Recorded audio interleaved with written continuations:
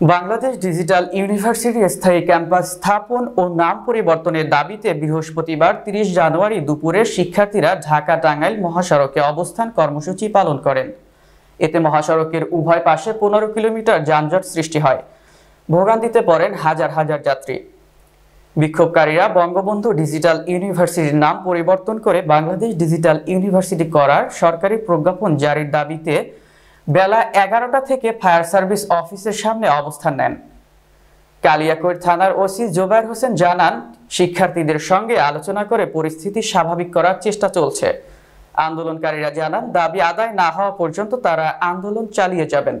তো নামি দামি ডিপার্টমেন্ট গুলা থাকা সত্ত্বেও এই বিশ্ববিদ্যালয়ের কোনো ভালো ল্যাব ফেসিলিটি দরকার, শিক্ষার্থীদের আরও অন্যান্য ল্যাব দরকার, কিন্তু এখানে সেগুলো তো নাই, একটা স্থায়ী ক্যাম্পাস নাই। কিন্তু এই বিশ্ববিদ্যালয়ের পাশে তাদের ময়লার ভাগার, শিক্ষার্থীরা তাদের যে ক্লাসগুলো নিয়মিত করতে পারতেছে না পাশের অবস্থান থেকে, মানে ১০০-২০০ ফিট দূর থেকে যে ময়লার যে গন্ধটা, সেটা শিক্ষার্থীদের রুমে যাচ্ছে, ক্লাসে যাচ্ছে, শিক্ষার্থীরা অসুস্থ হয়ে পড়তেছে। আমাদের বিশ্ববিদ্যালয়ের নাম পরিবর্তন করে বাংলাদেশ ডিজিটাল ইউনিভার্সিটি নামে অতি দ্রুত প্রজ্ঞাপন জারি করতে হবে।